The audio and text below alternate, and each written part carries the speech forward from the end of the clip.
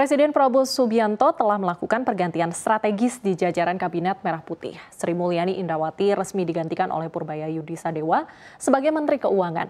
Pergantian ini langsung menjadi sorotan pasar mengingat peran penting Kemenkyu dalam menjaga fiskal dan menentukan narasi pertumbuhan ekonomi Indonesia ke depannya. Lalu seberapa siap Purbaya menjawab tantangan ini dan apa reaksi pasar hingga analis asing terhadap langkah awalnya?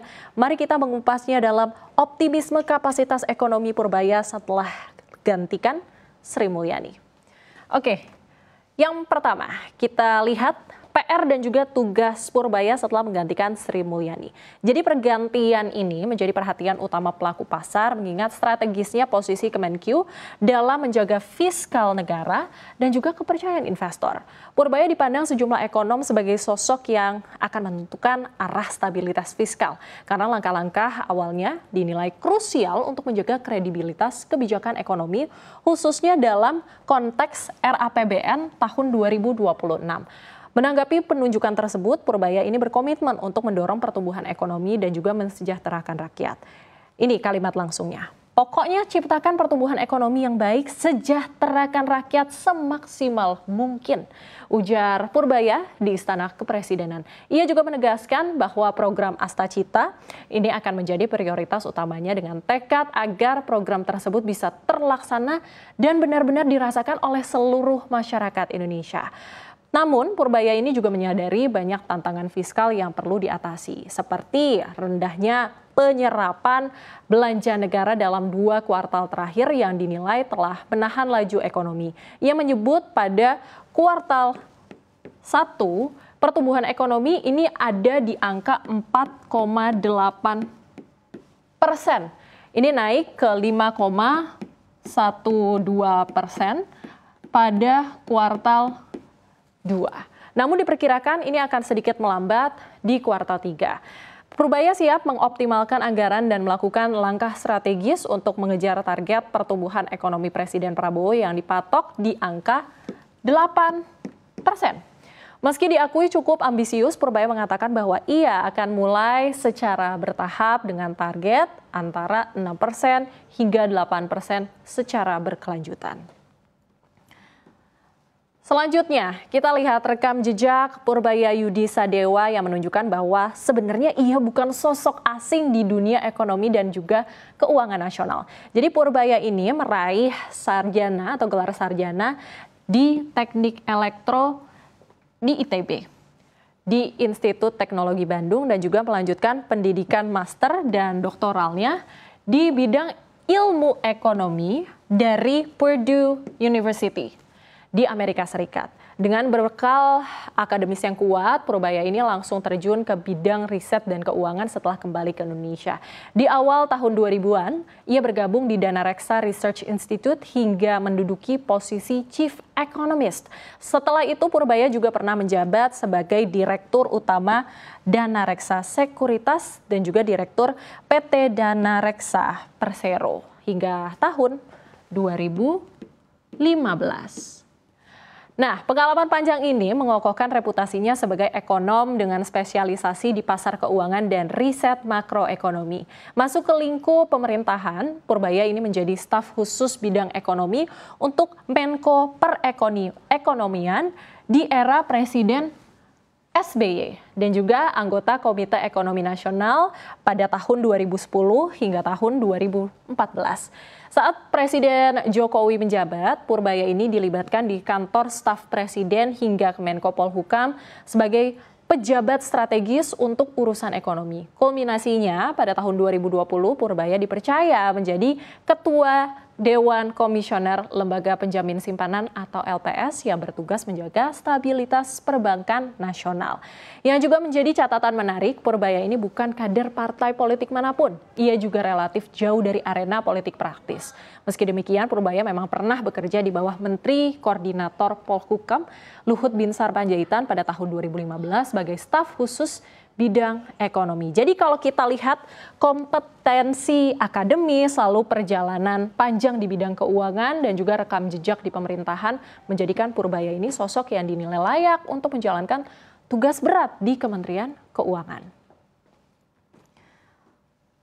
Selanjutnya, pergantian Menteri Keuangan dari Sri Mulyani kepada Purbaya Yudisadewa ini memicu beragam tanggapan dari kalangan analis asing. Dari ketidakpastian arah kebijakan hingga kekhawatiran soal fiskal dan juga nilai tukar. Analis dari Capital Economist yaitu Jason Tavi ini mengungkapkan kekhawatirannya bahwa pergantian ini dapat memunculkan resiko pelonggaran aturan fiskal. Ia juga menilai pada awal masa jabatan, pandangan kebijakan ekonomi Purbaya masih belum terlihat jelas. Dan ada resiko bahwa kebijakannya akan lebih sesuai dengan arah presiden. Senada dengan itu, Tran Nguyen dari Natixis ini menilai tantangan terbesar adalah pembiayaan program prioritas seperti makan siang gratis di saat yang bersamaan dengan peningkatan anggaran pertahanan. Menurutnya, menjaga defisit tetap terkendali akan menjadi tugas berat yang wajib dijawab oleh Menkyu yang baru. Selanjutnya dari Maybank, ada juga Sakti Andi Supat. Ini menyoroti reaksi rupiah yang mengalami tekanan pasca pengumuman. Namun ia juga menyatakan bukan sesuatu yang mengejutkan. Yang jelas pasar menanti pernyataan resmi dari Purbaya untuk menjawab kekhawatiran tersebut.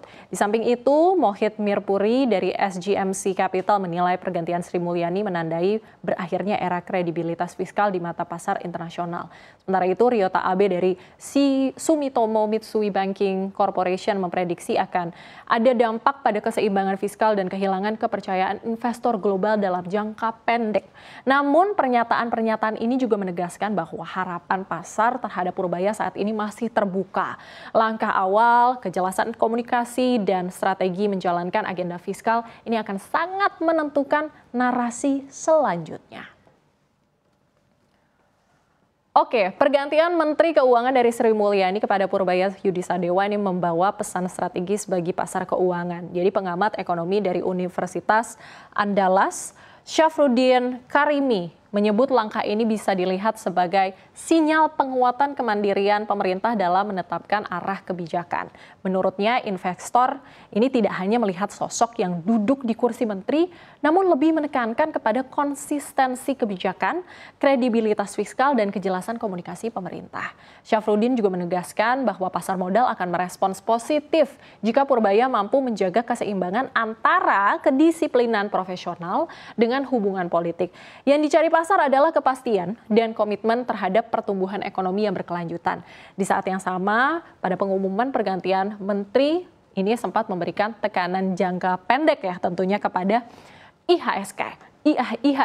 Pada penutupan perdagangan Senin 8 September 2025, IHSG ini ditutup turun 100,49 poin atau 1,28% ke level 7.766. Namun penurunan ini dinilai sebagai respon sementara pasar yang masih menunggu sinyal nyata dari Purbaya sebagai Menkyu yang baru. Pasar masih membuka ruang untuk penilaian kebijakan lebih lanjut, terutama terkait RAPBN 2026 dan kebijakan makro lainnya. Yang dibutuhkan kini adalah konsistensi, transparansi, dan juga sekali lagi komunikasi yang jelas untuk meneguhkan kepercayaan dari pasar. Selanjutnya, kita lihat rekam jejak Sri Mulyani Indrawati di pemerintahan yang tentunya tidak diragukan lagi ya. 3 presiden berbeda ini telah memberikan kepercayaan kepadanya untuk menjabat sebagai Menteri Keuangan. Karirnya dimulai di era Presiden SBY. Saat itu Sri Mulyani menjabat menjadi Menteri Perencanaan Pembangunan Nasional dan juga Kepala Bappenas. Lalu ia dilantik menjadi Menteri Keuangan pada tahun 2005 hingga tahun 2010. Sempat juga merangkap sebagai Menko Perekonomian pada tahun 2008 sebelum mengundurkan diri untuk menjadi Direktur Pelaksana Bank Dunia pada tahun 2010. Jadi langkah ini menjadikannya sebagai perwakilan Indonesia pertama yang memegang posisi strategis di lembaga internasional tersebut. Dan pada tahun 2016, ini Presiden Joko Widodo ini memintanya untuk kembali ke Indonesia untuk mengelola keuangan negara. Dan Sri Mulyani terus menjabat hingga 2 periode Presiden Jokowi di kabinetnya. Bahkan di awal pemerintahan Presiden Prabowo Subianto, Sri Mulyani ini masih dipercaya menjadi Menteri Keuangan hingga akhirnya digantikan oleh Purbaya Yudisadewa pada September 2025. Sepanjang masa jabatannya, Sri Mulyani ini mengawal fiskal negara di 2 krisis besar, yaitu krisis keuangan global pada tahun 2008 dan juga pandemi COVID-19 di tahun 2020. Kepemimpinannya di bidang fiskal ini mendapat pengakuan internasional. Ia pernah dinobatkan sebagai wanita paling berpengaruh ke-23 versi majalah Forbes di tahun 2008 dan juga dinobatkan sebagai Menteri Terbaik Dunia versi World Government Summit pada tahun 2018. Penghargaan lainnya ini datang dari majalah Finance Asia yang menjulukinya sebagai Menteri Keuangan Terbaik Asia Pasifik 3 tahun berturut-turut pada tahun 2017, 2018, dan tahun 2019, serta penghargaan Finance Minister of the Year East Asia Pacific dari Global Markets pada tahun 2020 atas kebijakannya di masa pandemi. Jadi pergantian Sri Mulyani ke Purbaya memang menyisakan tanya, tapi juga membuka lembaran baru harapan pasar akan penguatan kebijakan fiskal ke depannya. Dengan modal akademis yang kuat, rekam jejak panjang di bidang keuangan dan juga pengalaman birokrasi, Purbaya dipandang sebagai sosok yang mampu membawa stabilitas dan transformasi fiskal yang dibutuhkan saat ini. Tugasnya memang berat, tapi jika langkah awal yang tepat dan juga konsisten, diharapkan membuktikan bahwa Purbaya bukan sekedar penerus, melainkan pembaharu di Kementerian Keuangan.